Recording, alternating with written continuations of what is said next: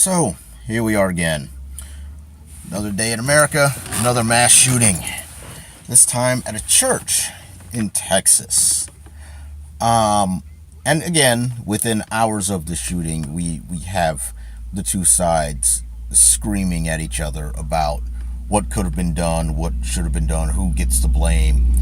Um, I'm going to put the blame where it belongs on the shooter, on the murderous bastard who ended the lives of 26 people for apparently no reason whatsoever. But as the debate rages again, we have people blaming the NRA and gun laws and Antifa and the KKK and everybody. They're throwing everybody in the same basket this time. The blame should be placed on the shooter. The blame should be placed on this man who woke up Sunday morning, grabbed his AR 15, got in his car, drove to a church, and killed 20 Sunday morning, 26 Sunday morning worshipers for no reason. That is where the blame belongs. Now, that being said, can we improve the system? Can we tweak the laws so this is not repeated? Of course we can, and we should. Now, before my fellow pro Second Amendment supporters jump all over me and say, "Oh my God, you're suggesting gun control." No, I'm not. I'm suggesting that we actually follow the laws that are on the books, and I'm suggesting that we improve the laws that are on the books so that they are more effective.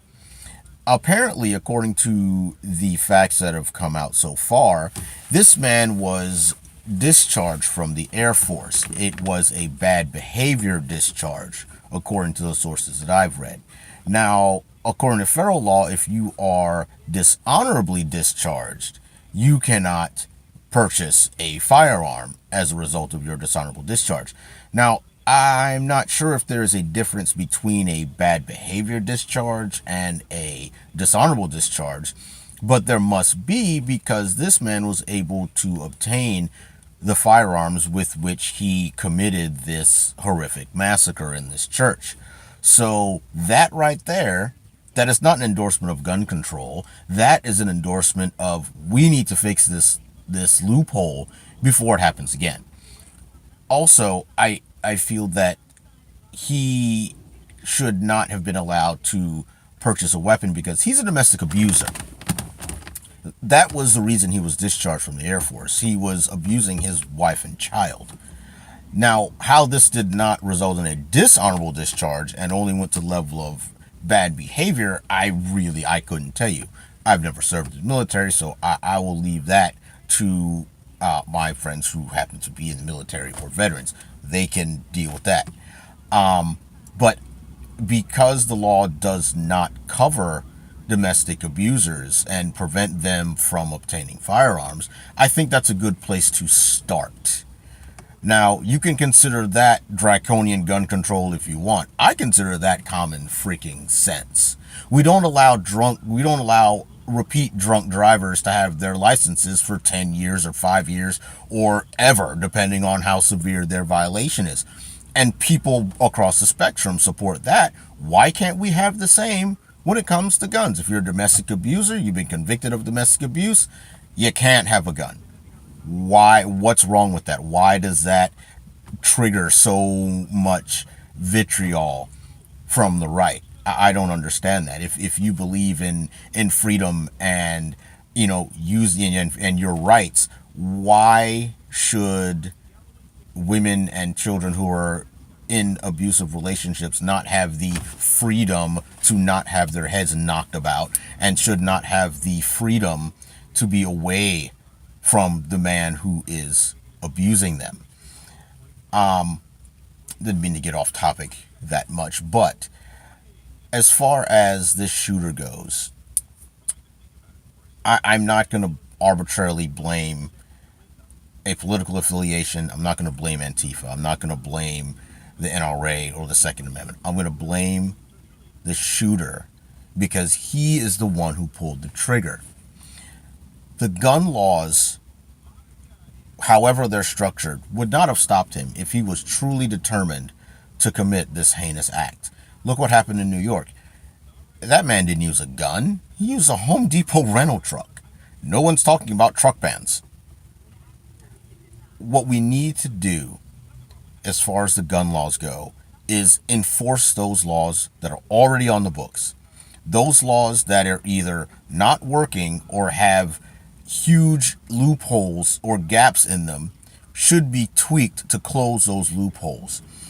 The laws that allow someone who has a bad behavior discharged out of the military versus a dishonorable discharge, that law should probably be tweaked as well, just to cover the spectrum, in order to prevent this from happening again.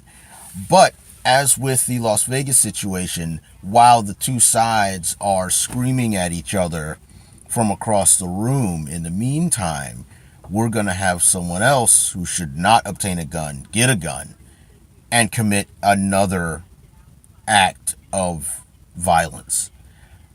We desperately need to figure this out, because in a nation that has the freedom that America has, we also have a great responsibility to ensure that that freedom is not used to abuse, hurt, or in this case, murder other American citizens. It is absolutely ridiculous that every other week a mass shooting takes place, and the first thing that the pro-gun people say is we have to protect the Second Amendment, and the first thing that the anti-gun people say is that we have to ban guns. No one is shifting to either one of those positions. No one is trying to get rid of the Second Amendment. No one is attempting to ban every gun. No one is going to support that. What people do support are common sense gun laws, the enforcement of the laws that are on the books, the tweaking of those laws that are ineffective or have massive loopholes in them that need to be closed. That's what the vast majority of people want.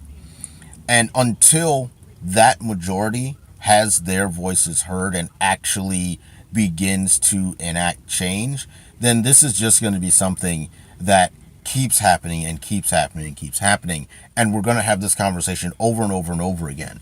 And in the meantime, more Americans are going to get put 6 feet under by psychopaths who obtained firearms that shouldn't have, because these two sides of the debate couldn't stop screaming at each other long enough to actually fix the problem.